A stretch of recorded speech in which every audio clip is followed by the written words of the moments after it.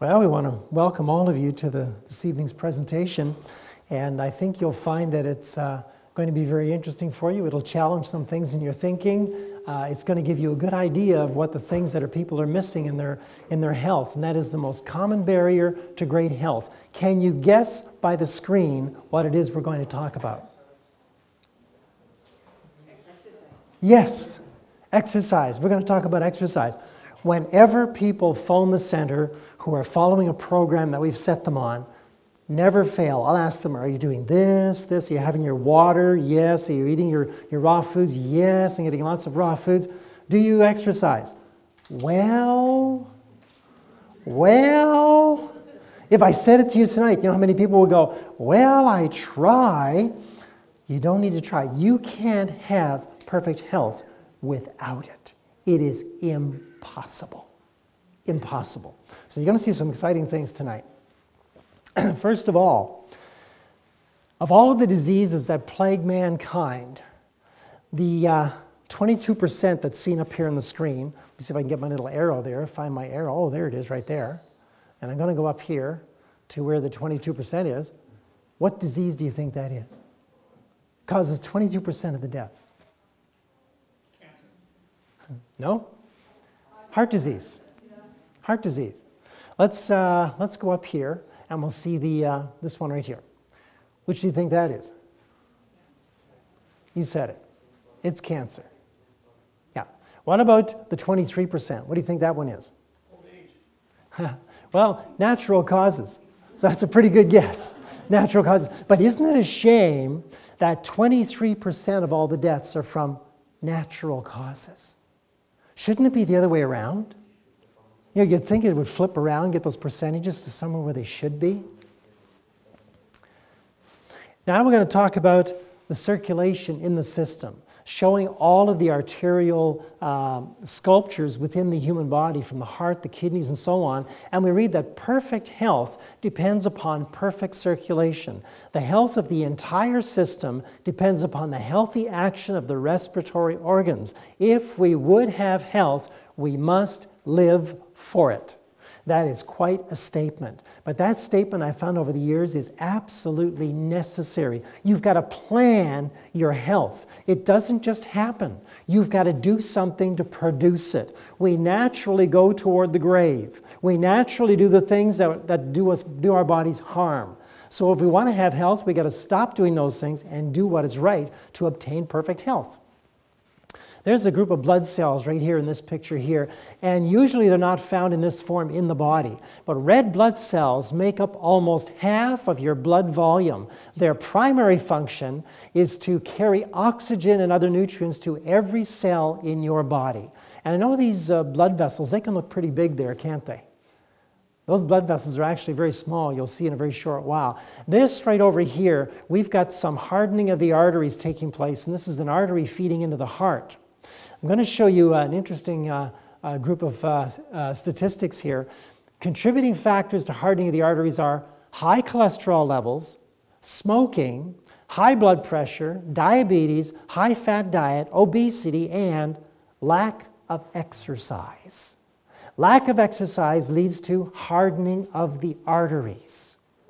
And so many people, that's the hardest thing that they have to do. For some reason, we don't want to get up off the couch. But every single time that Jeannie and I go to say, well, we don't feel like exercising, we go.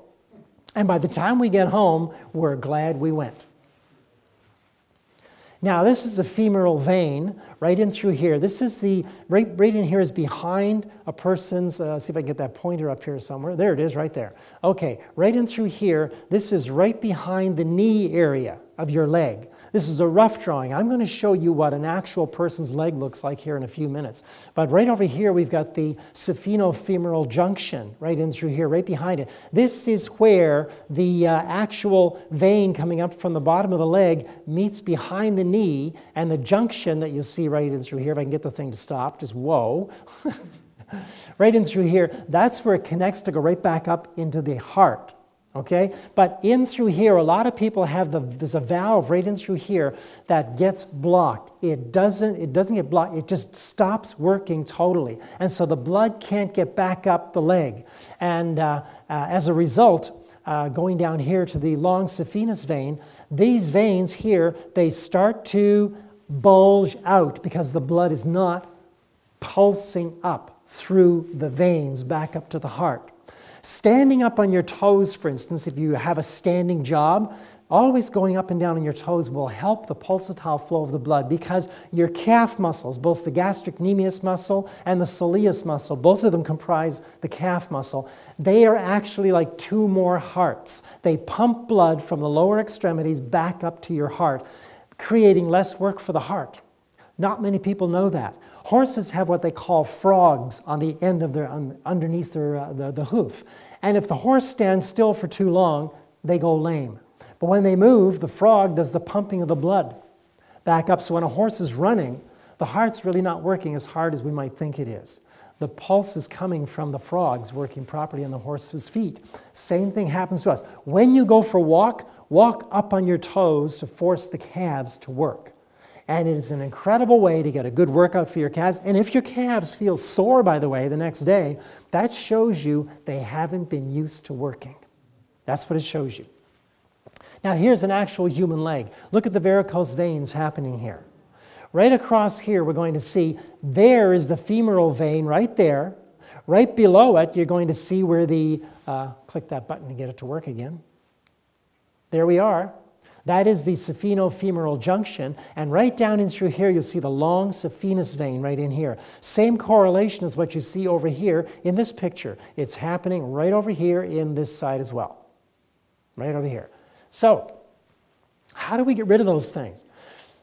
Well, we're going to show you how to do that. Did you know that varicose veins can be reversed without surgery? Isn't that nice? If you're on your feet for a long time, like all day, what you want to do is when you get home, even though you're standing and you're standing up on your calves and you're doing the things you should do, when you get home, lie on your back, do about a 45 degree with your legs, put your heels up on the wall, about a 45-degree angle, and stay there for about 10 to 15 minutes to allow the blood that is pooled back out of the lower extremities back into the system. This will help prevent any varicose veins you currently have. It will stop them from getting worse. That's a nice help, isn't it? And if you're having the right diet, the right foods, the right lifestyle, you're going to see those veins actually reverse. And I've seen them even on myself, the veins reverse that way. So that's healthy blood, what we see there. This is not so healthy blood. Up in through here, we find that we have all kinds of what's called cholesterol in the system. If you notice where the arrow is, you'll see little dark marks that look like pencil marks. You see those? Yeah, well that is actually cholesterol chains. That means the liver is not functioning properly. All these cells you see up here that are all joined together, kind of like the Michelin Man, that shows that the liver is not breaking fat down properly. And over in here, just down this way a little bit, get used to this pointer system we have here. Right in here, you see this little line right here, right there? That is a parasite. And this is a picture I took. This is a parasite. It's about to enter that red blood cell right there. And so I'm going to click the screen here, and the screen's going to go forward in a little sequence, and you're going to see this wonderful little parasite crawl inside the red blood cell because it's going to eat the cell from the inside out. Just keep your eye on that. You see that? Isn't that amazing? If that cell was healthy, the parasite wouldn't bother it. They only attack sick cells and move them out of the system. I think that's rather unique, isn't it? So when we get cells that are sick and parasites are in the body, that tells you the body is not healthy. Do flies cause garbage, or does garbage cause flies? Which is it? Garbage causes flies. Remember when Jesus was approached by the apostles, and he says, "The prince of this world cometh, and hath nothing in me." There was nothing in Jesus for Satan to feed on, no sin in Christ's life. And so it is with the parasites. They feed on things that are sick, things that are in a parallel sinful. So, as we move on here, I'm going to show you an interesting movie clip. And I hope I can just, I can pause this when I want to, just by finding my little screen here. But actually, I'm going to go here, and I'm going to pause it here, because this is really handy for me. Now, I want you to tell me, do you see a red blood cell on this screen anywhere? Anybody? You can't see one.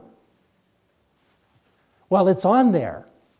What can you make out? There's the human egg right up in here, as we see. There's the human egg. Oh, come on. I'm just going to work it for you right from down here and talk to you. You can put your camera on me, but it's okay. People should be looking at the screen. So now, there's the human egg right there. There's a red blood cell on this screen. I'm going to show you something really interesting. Let's move the screen in a little closer. See if you can figure out what's going on. Look at this. You see a red blood cell? Okay, you got it now. Well, look how small it is. How small is a human egg? You can't even see it with the naked eye. But look at that. Now, we're going to go even smaller. Let's see some of the smallest things, even past the red blood cell. Look what we're getting into now. We've got bacterium, we've got lysosome, we've got mitochondrion. Look at these, and it still keeps going. How small is this world that God's created? Wow, hepatitis virus, see that one? And we still keep going. Look how small these things are. This is all in ratio, by the way. There's an antibody, there's tRNA. Look at that, hemoglobin, phospholipid, methionine. Look what we have here, a carbon atom. The smallest known substance ever, a carbon atom. So you can imagine how small a carbon atom is when you can't even see a red blood cell with the naked eye. The pictures I showed you are magnified 1,000 times with the red blood cell. Magnified 1,000 times. Now, here's the exciting thing about all of this. I'm back on the screen again here. There's the human brain. Most of the blood vessels in your brain are so small that the red blood cells can only fit through them single file. Okay? Now, does that give you an idea of how small those blood vessels are? It's incredibly small. Now, if your blood is stuck together in clumps, like I showed you on that picture with the parasite coming in, how are those red blood cells going to get into all the small areas they need to get into so your brain will function perfectly? It won't happen. And then what happens? Foggy thinking. Memory starts to disappear. Depression enters in. Anxiety takes place. Stress becomes a super overload. Something very small can become like the straw that breaks the camel's back. And the diet that most North Americans are eating, the diet that's predominantly animal-based, predominantly cooked foods, is going to produce such a brain that cannot understand truth, cannot understand it. So, let's take a look at this. Cells sticking together. Good picture. How does the brain get fed with these things? These are free-flowing cells. This is what your brain wants, the free-flowing cells. Now, can these cells that are sticking together, can they become free-floating cells? Absolutely. Putting in living foods and getting the right amount of water and exercise helps do that to the cells, makes them free-flowing. I give people a couple of months when they're on our diet and lifestyle in order for their cells to become free-flowing. If they're on a cleanse program, in less than 10 days, their cells are just flowing freely all over the body. Now, here's something rather interesting. Did you know that if you had enough time, say about 2 or 3 days, and you had a blocked artery in your heart, going into your heart, within 2 to 3 days, if you had enough time, your body could build a bypass around it. It'll build its own bypass. Here's the really exciting thing. If you're exercising properly, your body, in the brain, can build new blood vessels into previously unreached areas of the brain within minutes. Within minutes. That is absolutely mind-boggling. If you want to reduce the risk of Alzheimer's and all these type of diseases, you've got to start doing something. And I'll tell you the truth, exercise is the only thing that causes that to happen. If you want to fry your brain, just be sedentary. Just sit down all day, and you'll do a wonderful job at decreasing the use of the brain. So, joint surfaces have a very limited blood supply, and for the most part gain their nourishment by absorbing fluid. This simply means that a cartilage takes up fluid in the same way that a sponge takes up water when squeezed and released. So if you want to get somebody will say, well, my joints hurt. Too bad. Move them. Go and walk as much as you can and come back and do it the same thing the next day. And you'll discover, that's funny, my joints don't feel as sore. Because you see, they need the fluid brought into them through movement. That is a key element, through movement. For every glucose molecule converted into usable energy with adequate oxygen present, that is a key thing, 32 molecules of ATP are produced. Now remember the first night presentation? What's ATP? That was the adenosine triphosphate, the usable energy created from glucose by the body. Does anybody remember that? Those who were here, remember that? Yeah. And so how important is it to get the glucose? It is extremely important. 20% of all the nutrients or all the glucose that your body puts in is used by the brain. So that's a small tissue using 1/5 of all the body's energy. Incredible. But if you don't have enough oxygen present, for every glucose molecule converted, you'll only get 2 molecules of ATP produced. Look at that. From 32 molecules to just 2 molecules. That is 16 times the difference. You want more energy? Well, I'll tell you, exercise puts more oxygen in. So you get more energy from your food. You get less free radical damage because oxygen sponges just sap up free radicals and take them out of the body as carbon dioxide. Isn't that interesting? So you get a carbon dioxide rich blood, you've got a very tired person, chronic fatigue and so on and so forth, all set in. This is from a health of the U.S. workforce declining. And as you can see, sleep problems, stress, high cholesterol, overweight, obese, so on and so forth. But look at this. No regular exercise and overweight or obese, they tie in together. But that's producing more problems in the workforce in the U.S. Are these very things. Not enough exercise and too many people are eating, which is caused by no exercise as well. It's one of the contributors. Okay, my little clicker, just click away. Notice this person here. I think they got a lot of paperwork to do today.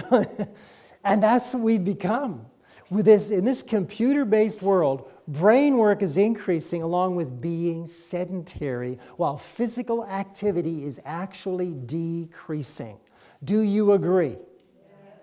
In the place where we live, it's called Bay St. Anne, New Brunswick, Canada.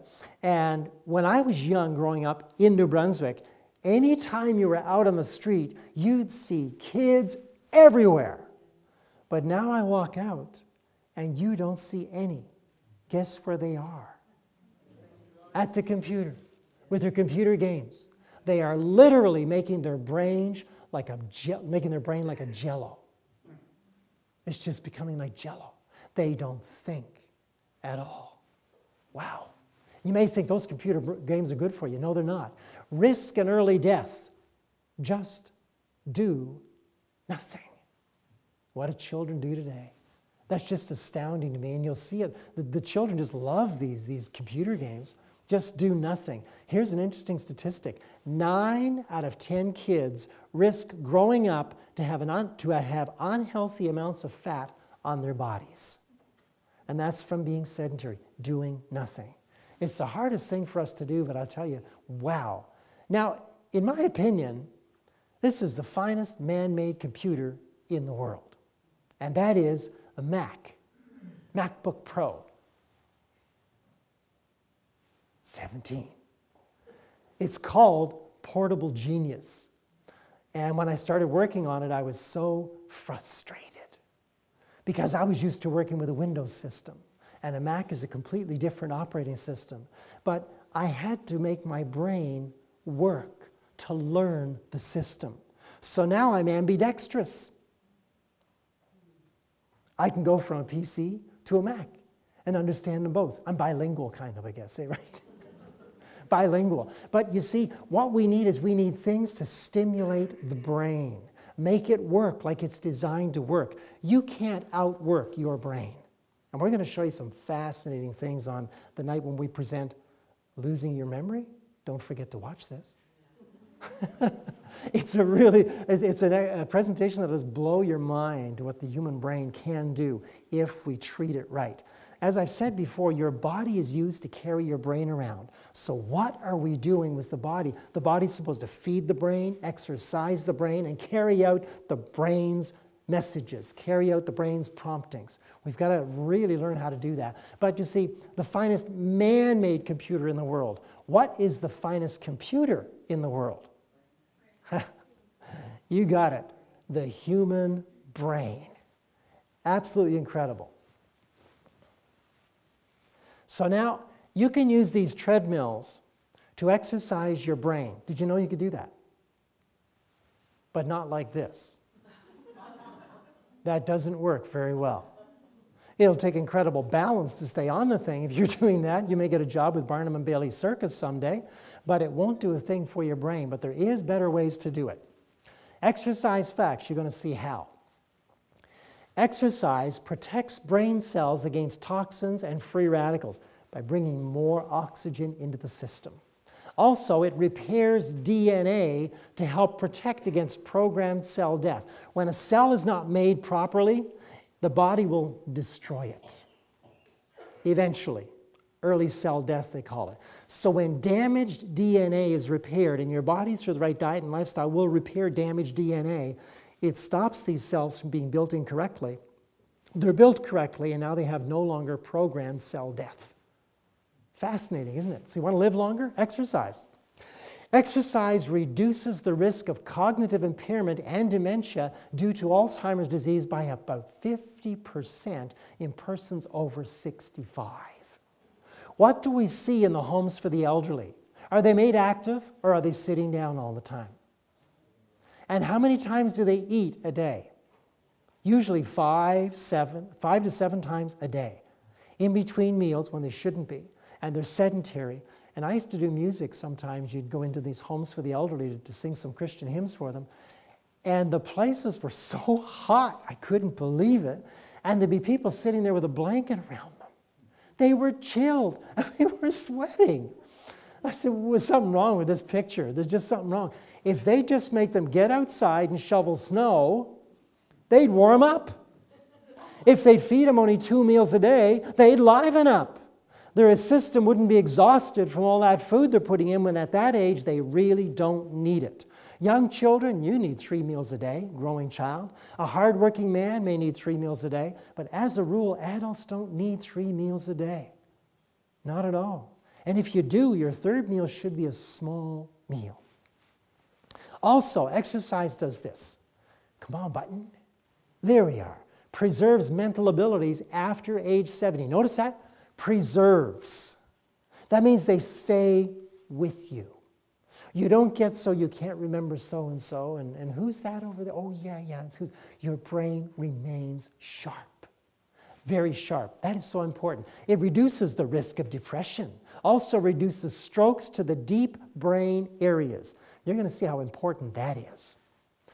Also, exercise actually stimulates what is called neurogenesis. In other words, the ability of the brain to generate new neurons. That means you're going to get a better brain. Your brain is going to build neurons, which are the little connecting centers for your thoughts, for your actions. You're going to get better. Isn't that amazing? Also, when laboratory rats exercise, research shows they generate new neurons in the frontal lobe and hippocampus, which survive for about 4 weeks and then die off unless they are stimulated. What does studying do? Stimulate you. What does doing a crossword puzzle do? Stimulates you. Stimulates the brain. Conversation with somebody about subjects maybe you don't know, you're sharing with somebody, stimulates the brain. Stimulates the brain. Exercise exerts a protective effect on hippocampal neurons that lasts about 3 days. Exercise increases the chemical nitric oxide, which helps keep blood vessels walls open and round. varicose veins, you need to exercise because the nitric oxide, which is necessary, will be made. In fact, in your brain, when you exercise properly, it produces a substance that actually makes your brain really work very well. And we're going to get into that on that night I told you about. So now, this is Dr. Daniel Amen, and he has done a tremendous amount of research on the human brain. One of the things he discovered is this: the most effective way to make blood flow pulse through arteries is through exercise.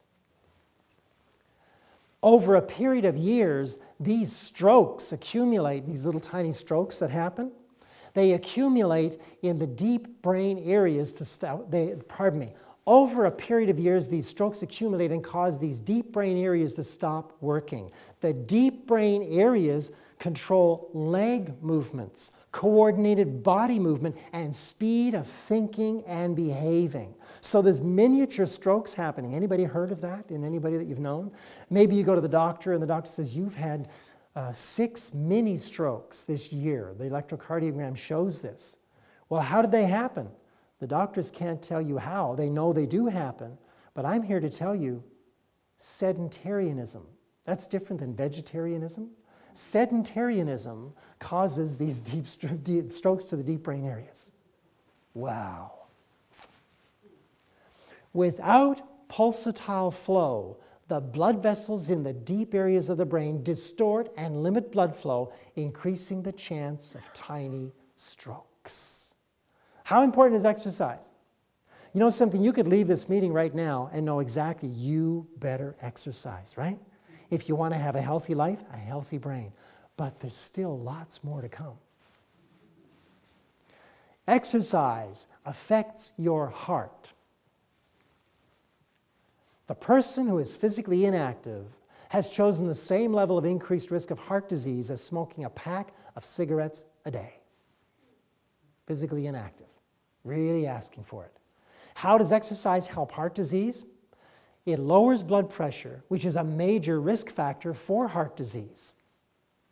Increases good HDL cholesterol that transports fat away from the arteries and back to the liver for processing. It may reduce levels of bad LDL cholesterol that can form fatty deposits in the arteries and contribute to heart disease. Pretty important thing, I'd say. Exercise improves circulation by preventing blood clots that can lead to heart attack and stroke. Also, increases fat loss. Exercise also helps weight loss. It builds muscle mass and it reduces stress by releasing feel-good hormones called endorphins. Want to feel good? Exercise.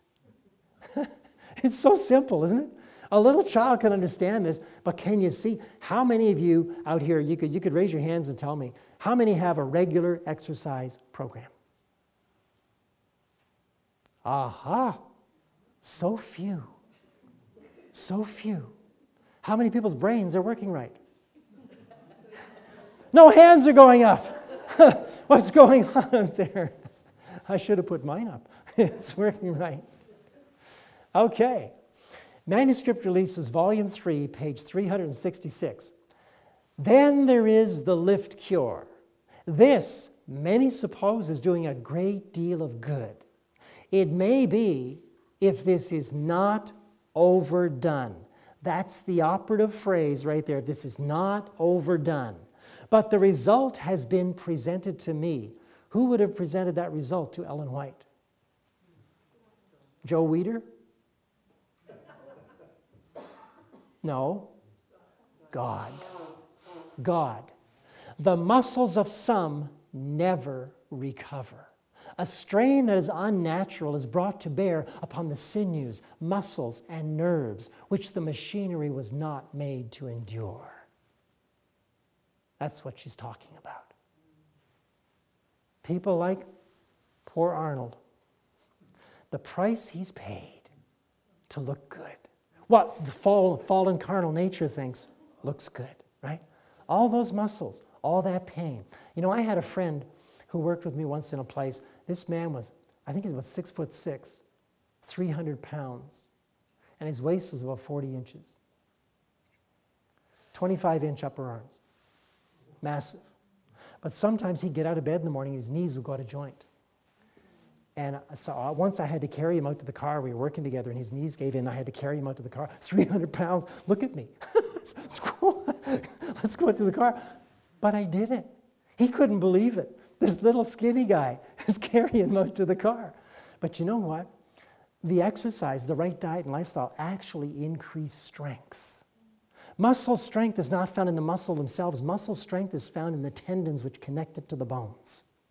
Take a look at ants. They can lift 50 times their own weight. They have no muscles. Isn't that fascinating? Does God need muscles to make people strong? No. He is so unlimited in his abilities. Does he need oxygen for us to live? No. Take a look at the box jellyfish. No lungs, no heart, no blood, no brain. How does that thing live? Most poisonous creature on the earth. You're dead within minutes of a very, very painful death. Box jellyfish, scientists can't even figure it out. Isn't that amazing? God doesn't need breath for us to live. He could make us live without breath. He is absolutely incredible. But does he need us to follow laws in order for us to come under the rule of life with him, or the laws of life? Absolutely. You know, in following the laws of life and in learning them, we realize our dependence upon the most brilliant being that ever could be. We realize his love for us in the laws he gave us. Now, physical exercise, you can vary it. Do all kinds of things. I've just put a few up here on the screen, but there's many different things. If you're going to go skiing, oh boy, BC is the place to do it, isn't it? I wouldn't recommend to the average person that you do that kind of skiing. This is kind of thrill-seeking right here. But there's lots of it. There's downhill skiing that's nicely done. There's cross-country skiing, which we could do more of in New Brunswick than you could in BC, I think. We got some great trailways to the park. But the point is, the exercise is the activity of exerting your muscles in various ways to keep fit. Tell me something. Does this young woman up here, not this one off of the ski slope, but this one right over here, does she look happy? Look at that sunshine. People in BC are really happy when they see the sunshine. Tongue-in-cheek there, right? A lot of rain out here, I know that. Okay. So now let's just take a look at this. When's the best time to exercise? The best time is upon rising before any food has been introduced into the body. This is a view from our back porch out in Bay St. Anne. That's a lie. I wish it was. But this is, we have beaches in New Brunswick that are just like this, and they're not far from us. And we go walking there. One of them's 13 kilometers long, all sand. And Jeannie and I, the beach right out by us is about 5 minutes away, and we drive down there, and it's 6 kilometers out to the lighthouse. And there's nobody there.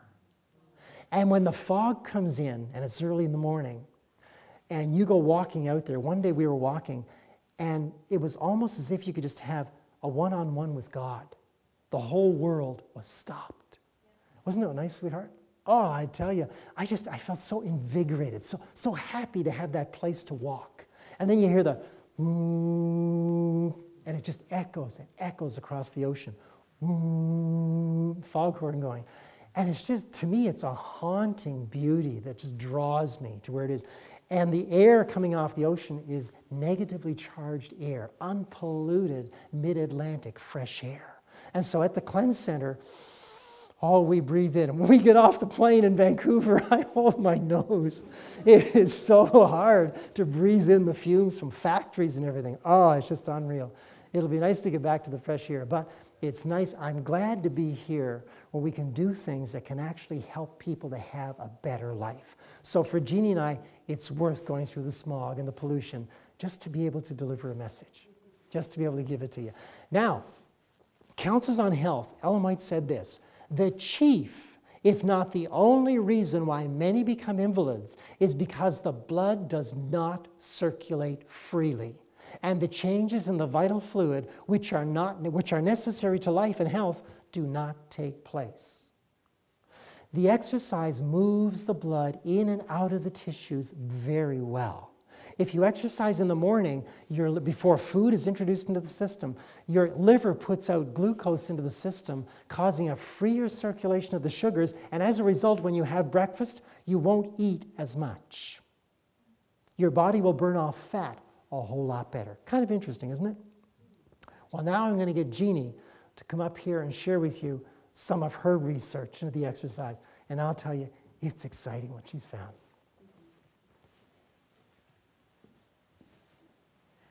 Okay, we're going to take a look now at some of the research that supports what Rudy's been talking about with exercise, and I think you will find this very, very fascinating. A lot of this just was so incredible when I came across it, and I thought it's so amazing what we have the opportunity to find out now. So let's look at some of the research that is out there on exercise.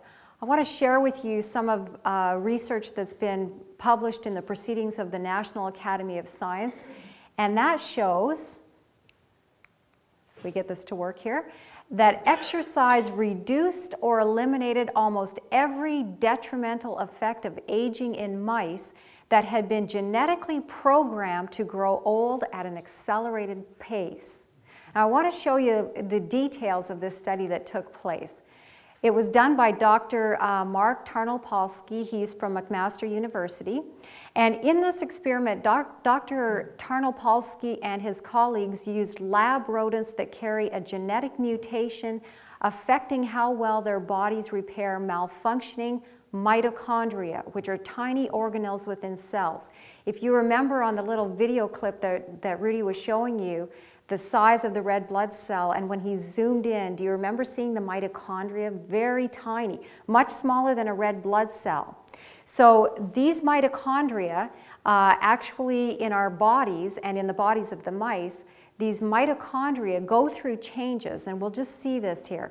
Mitochondria have their own DNA, which is distinct from the cell's own genetic material, and they multiply on their own. But in the process, mitochondria can accumulate small genetic mutations which under normal circumstances are corrected by specialized repair systems within the cell. Over time, as we age, the number of mutations begins to outstrip the system's ability to make repairs, and mitochondria start malfunctioning and dying. That's actually sort of at the cellular level of how we age. That's how the aging process takes place. So over time, these mutations are actually outstripping the cell's ability to correct them, and that's the process of aging. So what happened with these mice, the mice that Dr. Tarnopolsky and his colleagues used, they lacked the primary mitochondrial repair mechanism, that little mechanism that works to repair the mitochondria. So they developed malfunctioning mitochondria early in their lives, as early as 3 months of age. That's the human equivalent of age 20. By the time they reached 8 months or their early 60s in human terms, the animals were extremely frail and decrepit with spindly muscles, shrunken brains, enlarged hearts, shriveled gonads, and patchy graying fur. Listless, they barely moved around their cages. All were dead before reaching a year of age. So they did not have that specialized little part in the mitochondria that repairs it. And so they aged very rapidly. Now, they had been genetically programmed for this purpose so that the scientists could actually study them, okay? But all of them were dead before reaching a year of age, except the mice that exercised. Part of this group, they actually placed on an exercise program. Let's take a look. So half of the mice were allowed to run on a wheel for 45 minutes 3 times a week, beginning at 3 months. That's the human equivalent of around age 20. These rodent runners were required to maintain a fairly brisk pace, Dr. Tarnopolsky said. It was about like a person running a 50 or 55-minute 10K. 10K race is about 6.2 miles. The mice continued this regime for 5 months. So for 5 months, they were running 45 minutes 3 times a week at this pace, and that's a pretty good pace. That means you're running 10 kilometers, or for those that are maybe watching that are used to the imperial system, that's 6.2 miles. So that's pretty good pace, running that pace that they were doing 3 times a week. So they were on a good exercise program. At 8 months, around age 60 in human equivalent, when their sedentary lab mates were bald, frail, and dying, the running rats remained youthful. I want you to remember they too were genetically programmed to accelerate aging. They did not have that repair mechanism in their mitochondria either. They had full pelts of dark fur, no salt and pepper shadings. They also had maintained almost all of their muscle mass and brain volume. Their gonads were normal, as were their hearts, and they could balance on narrow rods, the show-offs. Isn't that amazing? Just from exercising, just from running these rats on this exercise program, this is what happened. At 1 year, none of the exercising mice had died of natural causes. That's incredible. All of their lab mates had died. None of these ones had died of natural causes. Of course, some were sacrificed for the purpose of the experiments that were being conducted. That to me is amazing what took place. So even though their little cells were programmed to age rapidly, exercise overcame that. That should be encouraging to each and every one of us, that we too can have better health. According to Dr. Tarnopolsky, the researchers were surprised by the magnitude, the impact that exercise had on the animal's aging process. That's amazing. I just love that study. And there's the source, Can Exercise Keep You Young? Let's look at some more. A bone study that was done. So in a study published late last year by researchers at the University of Southern California, the femurs of healthy adults, some in their 20s, others past age 55, were scanned with magnetic resonance imaging. The researchers found that in both young and old, the amount of fat in the leg's bone marrow was inversely related to the amount of bone. The more fat in the marrow, the less bone in the thigh. So this obviously would not be a good thing. So the more fat that you would have in your marrow, the less bone you're going to have. So you would want to make sure that it worked the opposite for you. So let's see what took place here.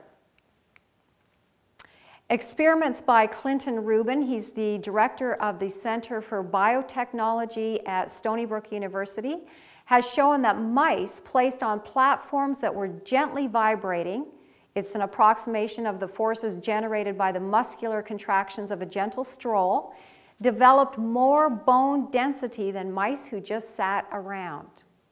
Closer examination of the marrow in these experimental mice found that specific genes and gene transcription factors had been stimulated by the vibrations and had in turn directed the stem cells to transform into bone. You have stem cells that your body makes, which can be made into various cells. They're sort of like a beginning, and they can be made into this cell or that cell or whatever the body is needing. But what happened just from approximating a gentle stroll actually caused the cells to then, or the bodies to cause these cells to be turned into bone. Instead of more fat than in the marrow, they had more bone.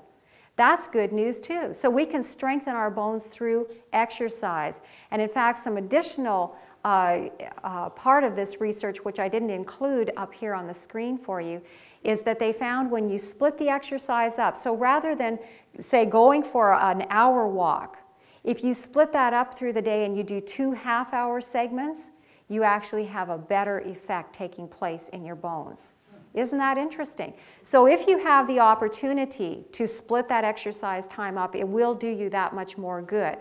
Now, don't just do a half hour in the morning and then say, well, I'm too busy in the afternoon, and you miss out on your other half hour. You're better off to get that hour then in the morning and not split it up and lose out in the afternoon if you're going to skip it. A lot of times people allow their busy days to overtake where they should have been exercising. But if you can do that, that is a better way to do it. That will strengthen your bones just that much better. Okay. A study of 500 people at the Mullen Clinic, a preventative medicine and wellness center in Scottsdale, Arizona, found that 75% of those who worked out in the morning did so regularly, compared with just half the afternoon exercisers and a quarter of the post-work crowd. Isn't that interesting? So, as Rudy mentioned earlier, he mentioned that exercising in the morning is the best time before you put any food into your body. But also, if you make that a habit, you will be more likely to do it. The research has shown that. So you're much more likely, if you start your exercise program as a morning routine, to keep that as a routine. I know that's when we do it too, and it feels good. You feel good for the whole day if you get out there and exercise first thing in the morning. And you will find too, it's easier. If you decide to walk later in the day or do whatever exercise, go to the gym or have a swim or play some tennis, go for a bike ride, whatever it may be, if you decide to do that later in the day, chances are that things are going to come in. Your day is going to get busy. We all have unexpected things that happen, and then that gets pushed aside, and we say, well, I'll make up tomorrow, or I'm feeling tired today, or there's a million things that start taking place that interfere with our exercise program. But if you do it first thing in the morning, it's kind of like the Bible study. If you do that first thing in the morning, you are more likely to have a regular study time. Exercise is the same way. When we start putting things off, we tend to not do them later on. So I'd encourage you to try to start early in the day. I'm going to give you a formula here. It's called a Carvonen formula. And this is a formula that physiotherapists will actually use to help their patients. And this is a formula that you can use. It will be individual for each and every one of you. And it will be based on your current status of health. And you can recalculate the formula every couple of months as your health improves. Your numbers will change in this formula. What this formula is designed to do is to help you to exercise at a rate that is going to be working your heart, but not overworking your heart. And that's important because over the years, as we actually had a health center for a period of time out west here in Alberta. And because of the area that we were in, we actually had to have security cameras on the outside of our building. But it was very interesting because sometimes as our guests would go out for their walk and we would just see them come up on the monitors there. And the walk was more kind of like a stroll. It was just a little stroll out. Well, let's look at the flowers, and they were having fun talking and everything. A stroll is nice, but a stroll is not your exercise. Okay? You need to exercise to the point where you're going to be doing good for your body. And a lot of times people don't know where that is. There's different things people have said, well, should I walk until I'm out of breath and unable to talk, or what's the best way to do it? I would suggest using this formula. And we're going to go through this. It's very easy to do, very simple. It may seem complicated, but it's very simple. So the very first thing you're going to need to do is to determine your resting heart rate. Determine your resting heart rate. So you can take your pulse wherever it's easier. Some people find it easy to take on the neck. Some find it easy on the wrist. Whatever is easiest for you. What I like to recommend is take your pulse at the same time for 3 days in a row and take an average. Okay, that will give you a more correct idea. So maybe you want to do it, say, first thing in the morning when you wake up. You just want to check your pulse, jot that number down, and do that for 3 days, and then just take an average of that. That will be what's called your resting heart rate. Now you're going to need to calculate your intensity level. Okay? If you are a beginner, if you've not been on an exercise program, or you've just started into an exercise program just recently, then place yourself as a beginner. And I might want to say here too, if you are unsure, if you've not been on an exercise program, it may be a good thing for you to actually go to your doctor, just have a checkup, make sure that there's nothing that's going to interfere with you getting onto an exercise program. But for most of us, there's nothing that's going to interfere. And so we need to get ourselves onto a good program. So if you're a beginner, you're going to be somewhere in the 50 to 60% area, okay? Average fitness level, this is someone who's been on a program. Maybe you've been on a program for, the last 8, 10, 12 months, something like that. You've worked your health level up, so you may be in that level. High fitness level, this would be reserved more for those who their job is maybe a fitness instructor, an aerobics instructor, something like that, where every day this is what they're doing for hours every day, and so they have maybe a much greater fitness level. So very few are going to fall into that category. Most of us will be in one of the first two categories, okay? This is the actual formula. You can write this down, and then we're going to go through a sample. I'll just put some numbers up there and you'll see how the formula actually works. So take the number 220 and subtract your age. 220 and subtract your age. From that number, you subtract your resting heart rate. So the resting heart rate that you got in the first step, you're going to subtract that from that number that you ended up with. Then you multiply that number by your intensity level. So if you're a beginner, you'd be multiplying that around 50 or 60%, or maybe up into average around 70%. And then you're going to add back on your resting heart rate. Okay? Now this may seem complicated, but we're going to go through and we're going to see how this works, and you'll see it's very simple to do. Very, very simple to do. The number that you're going to end up with is what's called your maximum training rate. That'll be your maximum training rate, and I'll explain what that means here shortly. Let's just take a look here at an example of how that might work. Let's say we checked our resting heart rate and it was 72. Okay, I'm just putting numbers up. Your numbers will be different. Everybody will have different numbers here, but this is just a sample here. And let's just say we were a beginner. We're just going to start on an exercise program, so we're in the beginner category. And let's just say that our age is 40, okay? So if that was the numbers that we came up with, and all of you will have different numbers, then this is what it's going to look like. First of all, we're going to take the number 220 and subtract our age. Our age was 40 for the purposes of this, and that gave us 180. Then from that number, from 180, we're going to subtract our resting heart rate. In this sample, it was 72.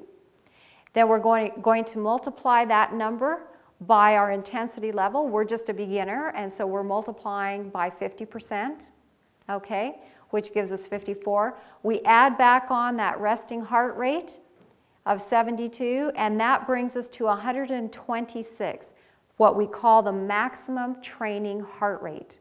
What that means then is when I exercise, if that was my numbers, what I came up with, that would mean then when I was exercising, I would need to get my heart rate to 126 and maintain that there for at least 20 minutes of my exercise time. Okay? Now all of you will have different numbers. You may have 120, you may have 130. It's going to depend on your own specific numbers, okay? But what you want to do is find out what your maximum training rate is, then keep it there and maintain that for at least 20 minutes of your exercise time. Now you might be saying, how am I going to keep that there? How am I going to know it's there? I recommend getting those little heart rate monitor watches. Those work great. You can pick them up, Canadian Tire, Sears, Walmart, almost everywhere has these little heart rate monitors, and you can just keep a check. It's very easy just to keep a check as you're exercising and see what your heart rate is. If you find that you're not exercising quite hard enough, pick up the pace. Now sometimes I know couples will come and maybe the husband says to us, well, she walks too slow and I can't get my heart rate up, or vice versa, okay? Sometimes it's the other way around. If that's the case, if you're with a walking partner or someone who, you can't go at a pace that's giving your heart a good workout, put a backpack on, put some weight in there. That will get your heart rate up. You don't have to walk real fast. You can strap some wrist weights on. You can strap some ankle weights on. There's lots of things that you can do to help pick up that heart rate and get the benefit. So even if you're going at a slower pace now, you're going to pick the heart rate up and get a good workout as well. So those are some easy things to do. But try to maintain that. If you find that you're exercising and your heart rate is going too high, then just slow that back down until you get back to where your range should be, and then just try to maintain it in that area. Okay, so it's very easy to do. Okay, let's, whoops, we went the wrong direction here. I have to get used to this clicker because we switched the buttons from last night. Okay. So 126, our maximum heart training heart rate. Okay. Edward Stanley, was the Earl of Derby, and he had this to say: "Those who think they have not time for bodily exercise will sooner or later have to find time for illness." And that is the truth. If we don't think that we have time to exercise, we will find that at some point we are going to be sick. It's a given. We can't have health, we cannot be well unless we exercise. Very important. There's all kinds of things that you can do to integrate exercise into your day. You can do things if you have stairs in your house. You can run up those stairs. You don't have to just walk up them. Okay? You can actually run up them, pick up the pace. Exercise harder, or look for ways to move your body instead of sitting and being sedentary. And you will find that your body will repay you with health. There is no drug in current or prospective use that holds as much promise for sustained health as a lifetime program of physical fitness. That comes from the American Medical Journal. No drug. There's no drug in current or prospective use that holds as much promise for sustained health as a lifetime program of physical fitness. And that is so true. Well, we hope this has been encouraging for you, and that all of you will be encouraged to start an exercise program if you haven't, or to carry on with your program, be more committed to carrying on for the future. Take a step toward better health. Thank you.